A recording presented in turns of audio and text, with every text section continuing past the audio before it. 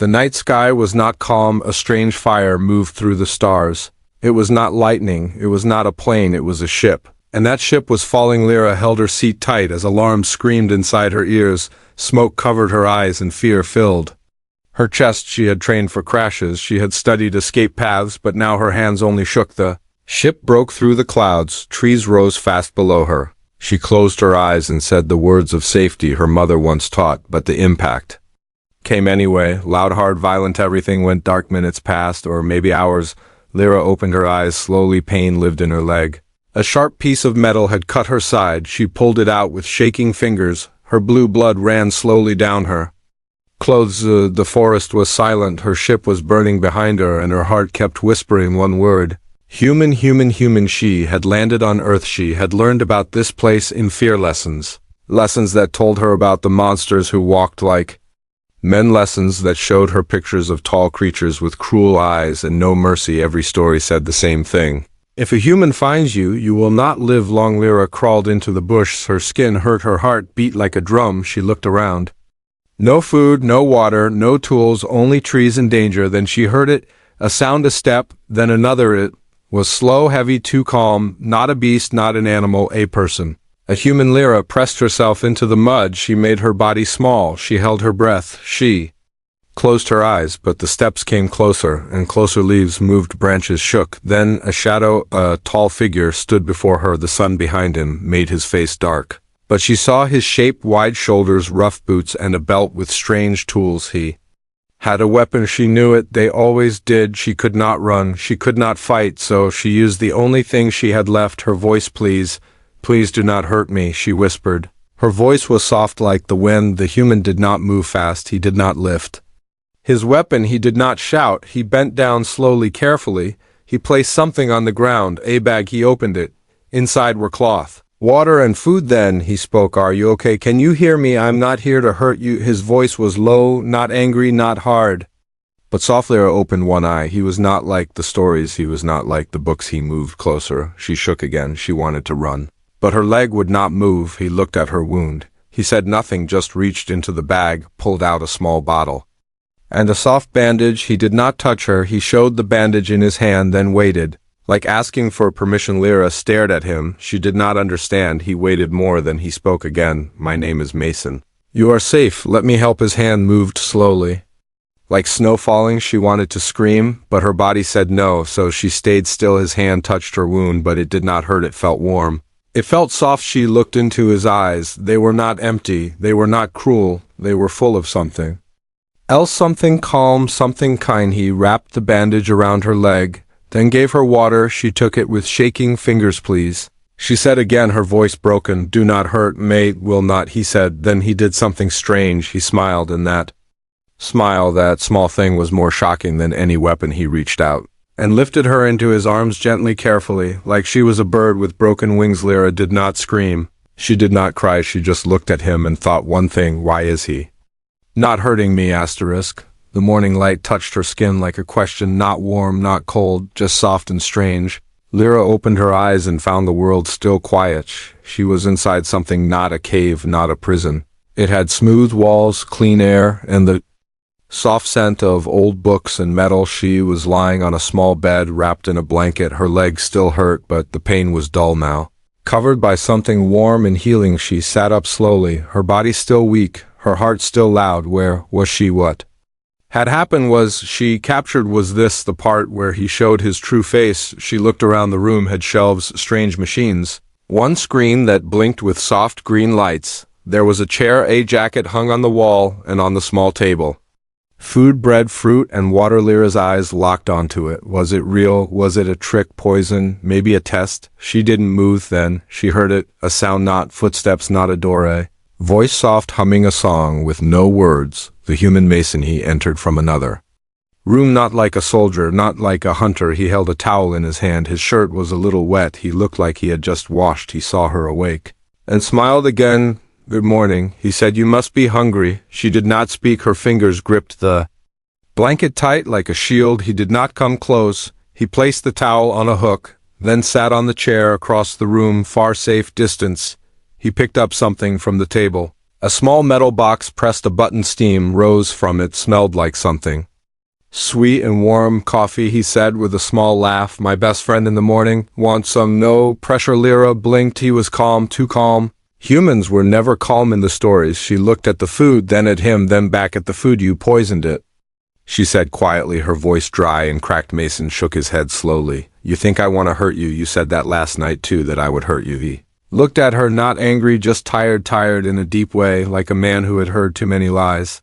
That's what you were told, right? Humans hurt, humans kill, especially human men. Lyra said nothing. He stood, walked to the food, took a piece of bread, ate it, then poured the water into a glass, drank half, then placed it back on the table. Safe, he said, no tricks. Just food, just water, you choose. She watched him carefully, every movement, no sudden motion, no command, no cage, just space and patience. He looked away. Let her think, let her decide. Lyra slowly pulled the blanket aside. Her foot touched the floor. It felt cold but real. She reached for the fruit, held it in her hand, smelled it. Bit it sweet, soft, no poison. She ate more. He smiled again. You were scared, still are. That's okay. Fear is strong, but not always right. She looked at him. Her lips moved, slow, unsure. You are not like the stories, she said. He nodded. Maybe the stories are wrong, or maybe I'm just boring. He smiled again. That small human smile that confused her heart. Lyra sat still, her mind full of noise, but her body calm. This human was not what they told her. He had not hit her, had not trapped her, had not laughed when she cried. He just made coffee and smiled and waited. Asterisk. The door was open. That was the first thing she noticed when she woke again. Not unlocked, not guarded, just open, like it had always been that way. Lyra sat up. Her body felt stronger now. Her leg no longer burned. The room was quiet. No chains, no guards, no voice telling her what to do. She stood slowly, each step soft like a question. The blanket dropped to the floor. Her eyes moved to the hallway beyond the open door. Empty, bright. Safe too. Safe. Something was wrong. This was a trap. It had to be. Humans do not let you leave. Humans want control. They play kind, so you stop fighting, then they strike, is what the training said. That is what the elders warned. So she walked one step, then another, down the hallway, past the kitchen, past the room with machines. No one stopped her. She reached the outside door. It too was open. The wind moved through the trees. The world waited beyond it, big and green and free. She stepped outside, touched the wall with her fingers. It felt real, cold, not a dream. Then she ran fast as her legs allowed, into the trees, into the wild, into the unknown. She did not know where she was going, only that she had to go away from the smile, away from the food, away from the human who had not acted like one. That was the scariest part. He had not done anything wrong, and that made it worse. She ran until her lungs burned, until her legs screamed, until the forest began to shift. Dark trees, strange smells, animal sounds, shadows watching. She slowed, looked around. Her foot sank into mud. She slipped, fell hard on her arm. Pain shot through her bones. She sat there, alone, breathing fast, heart racing. Then she heard it, a sound behind her. Branches moved, footsteps, slow, familiar. She turned quickly. Her breath caught. Mason stood there, far enough not to scare her, close enough to be seen. He held a small bag in one hand, bandages, water, and a soft scarf she had dropped. He placed them on a rock, then stepped back. I thought you might leave, he said. It's okay. You can go.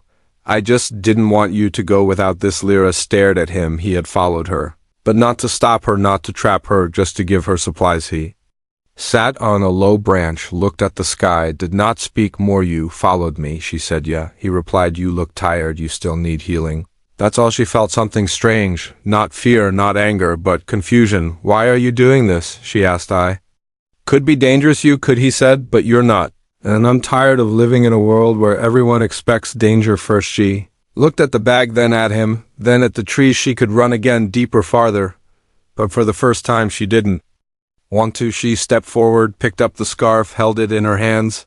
Thank you, she whispered. Not sure why the words came out. Mason just nodded. The silence between them was not empty. It was full of things not said, of pain not shared, of peace trying to be born. She sat on a nearby stone, still ready to run, still not trusting him fully, but she didn't run now. She stayed, and for the first time in her life, she began to wonder if the stories had been written by people who were afraid of peace. The stars were not peaceful that night. They blinked too fast, moved too sharply. Lyra watched them from the roof of the shelter, wrapped in the scarf Mason had given her. She Was learning the sky-earth sky so different from her own too open too wide, but also beautiful like a secret too big for words. Mason was inside fixing something in the lab, always fixing, always building, but never fixing himself. She could see that in his eyes. She had stayed for 5 days, 5 sunrises, 5 quiet meals. 5 talks that were half silence but full of meaning. She still watched his hands when he moved, still checked doors, still listened for traps, but she no longer wanted to run. That was new, that was dangerous, because comfort made her forget the warnings. Forget the rules, forget that peace never lasts. The sky blinked again, but one light did not blink. It moved fast, then slowed, then vanished behind the mountains. Lyra's heart stopped. That was not a star, that was a ship, her people. She ran down the stairs, her breath fast. Mason looked up. You saw it? She asked. He nodded. Not one of ours, he said. I know that much. She stepped closer, close enough to feel his warmth. Not human warmth, just kindness warmth, the kind that made her scared to lose it. They found me, she whispered. Who? He asked. Her eyes said everything. My people. Mason did not panic. He just looked at her, waited for more. They will not come with food, she said. They will come with fear, guns, scans, commands. They think I am broken now. They will take me. And if you stand in the way, they will destroy you. He walked to the window, looked at the hills, at the stars that no longer felt safe then. I guess we plan, he said, or we hide, or we run. You should not stay near me. Lyra said, this is not your fight. It is now, he answered. You came here with fear. Now you sit at my table. That makes you mine to protect. Lyra looked at the floor. No one had ever said those words to her, not even her own kind. The night grew heavy. The wind changed, and somewhere out in the dark a second ship landed, quiet but full of eyes. The hunters had arrived. They were not sent to talk. They were not sent to rescue. They were sent to fix a problem, to bring back a girl who had tasted freedom, to erase a story before it could be told. Mason checked the shelter's power, loaded a drone, packed medicine and supplies. His face calm, but his movements sharp. Lyra stood near the door, her body still, but inside her the old fear returned, not because of Mason, but because she knew what her people were capable of, because she had once believed in them. Now she wasn't sure who the real monsters were. A scanner sound echoed in the trees, faint, but too familiar, too cold. Mason turned off the main lights, switched to back up everything. When read, they will not knock, Lyra said. They will come through walls. Then I hope the walls hold, he said. Outside something moved inside. Lyra and Mason stood shoulder to shoulder, not human, an alien, not man and girl, just two people who did not want to be alone when the world came crashing. An asterisk. Blood smells the same on every planet, warm, sharp, full of stories. Lyra tasted it in the air before she saw it. She knew that smell. She knew what it meant. Someone was hurt. She ran through the broken doorway, past the sparks, past the broken glass, past the pieces of a life that was never meant to be part of war. He was on the floor. Mason, her human, one hand pressed to his side, blood slipping through his fingers, eyes half open but still full of fire. She dropped beside him, her hands searching, pressing, holding. Why? She whispered. Why did you not run? Because you didn't, he whispered back, and I don't run from my own then. His eyes closed, not gone, just falling into pain, into silence. She looked around. The air was full of smoke and sound. Her people had come, but not like family. They came like machines, drones, guns, scanners, armor with no soul. She saw Commander Varric standing in the firelight, cold eyes, cold voice. Lyra, you will come with us now. You hurt him, she said. You came here and hurt him. He is human. Varric said. He is the enemy. No, she said. He is the only one who did not treat me like a tool. He gave me water. He gave me warmth. He gave me choice. Varric stepped forward. That is what they do. They confuse you. They infect you with softness. Then they use you. Lyra stood slowly, her hands still red with Mason's blood, but her heart was clear now, clearer than it had ever been. You never told us the truth, she said. You filled our heads with fear, but you never let us see for ourselves. The truth is dangerous, Varric said, only to those who hide from it, she replied. Another soldier raised a weapon. She stepped in front of Mason's body, her arms wide, her voice strong. Now, if you shoot, you shoot through me. There was silence, not fear, but shock. This was not the girl they trained. This was not the voice they taught. She looked down at Mason, still breathing, still here. She knelt beside him, held his hand, not with fear, but with something new, something she did not yet have a name for. Then she spoke again. He never asked me to change, never asked me to forget who I am. He just stood beside me. That is more than I can say for any of you. Fire crackled. The night watched, and slowly one of the younger soldiers lowered his weapon. Then Anna Thurvrek looked at them, then at her. You are lost. He said no. She said, for the first time in my life, I am found. She pressed her forehead to Mason's, her voice soft now. Stay with me please. Outside the stars waited, not blinking, not rushing, just watching a girl who had been raised in fear choose to love in the light. Some nights do not sleep. They stay wide awake, holding breath, waiting for the world to decide which way it will turn. This was that kind of night. Lyra sat beside Mason, his body wrapped in quiet pain, his chest still rising, still falling, still fighting. Machines beeped slow and steady, a bandage around his side, her hands trembling as they held the edge of his shirt. She had chosen him. Now the world was choosing its answer. Outside the shelter, two alien soldiers stood like statues, but they were not holding weapons now. They were holding questions. Why did she protect him? Why did she speak like him? Why did she cry for him? Varric was gone, called back by the elders, not defeated, not silent, but pushed back for now. Lyra's voice had done that. Her choice had done that, but peace is never born clean. It crawls out of fire. It limps before it walks inside the shelter. Mason opened his eyes again, just a little, just enough to find her. You stayed, he whispered. You're still here, of course. She said, you are the only home I've ever felt safe. And he smiled, weak but true, then closed his eyes again. Later, as the sun rose without sound, a meeting was called, not by generals, but by the young soldiers who saw what Lyra had done and could not forget it. Around a table made of metal and dust, they sat, two humans, three aliens, and Lyra between them, like a bridge no one knew they needed. She spoke first, soft but firm. We have both lived in fear, taught to hate, taught to strike first, but I live with him and he never struck, not once. One of the aliens asked, what if he is different? What if he is rare? Then help me make rare become normal. She said, help me show others what kindness looks like. Before we all forget how a human engineer leaned forward, your kind has better healing tech, ours has better farming systems. Together we survive longer. That matters more than pride. The others nodded, not all but some, enough to start something outside the walls. The war was still waiting, but inside an idea was breathing. They called it Project Root because peace is not a tree, it is a seed, and seeds take time. Mason woke again. Later Lyra told him everything. He listened, smiled again. That same broken but beautiful smile. You made them listen. He said, you did that? She shook her head. No, you did by being gentle when you had no reason to be. He reached out. She took his hand without fear, and in that quiet moment, between fire and future, between pain and peace, a new alliance was born, not written in ink, not signed with titles, but held gently between two people who had every reason to fear each other and chose not to. Asterisk, peace is the softest thing and the hardest to protect. Lyra stood at the edge of the hill, wind pulling her scarf, eyes on the storm rising below. She could hear the engines, feel the metal in the air, smell the war before it began. They had come, the ones who hated peace, not humans, not aliens, just people who were afraid to change. From both sides they came, old leaders, bitter voices, weapons ready, hearts closed. They called it purification, they called it defense, but it was just fear wearing armor. Behind Lyra stood a group of young ones, humans with tools, aliens with data, no soldiers, just builders. She looked back, saw Mason step out from the shelter, still weak but standing. He walked to her, said nothing, only stood beside her, shoulder to shoulder, like always. Do we run? He asked. No, she said. We speak, and if they shoot, he asked. Then we still speak, she said, until the last voice is heard. The enemy came closer, marching, flying, scanning louder with every step. Lyra walked forward, alone. She raised her voice. It shook, but did not break. You say I am infected, you say I am broken, but I have never been clearer. This human you hate, he did not chain me, he did not trick me, he did not touch me without asking, he just held me gently, like I mattered. Is that the enemy you fear? The wind paused, the sky waited. Weapons clicked into place, then one human soldier lowered his gun, then one alien commander stepped back, then others followed.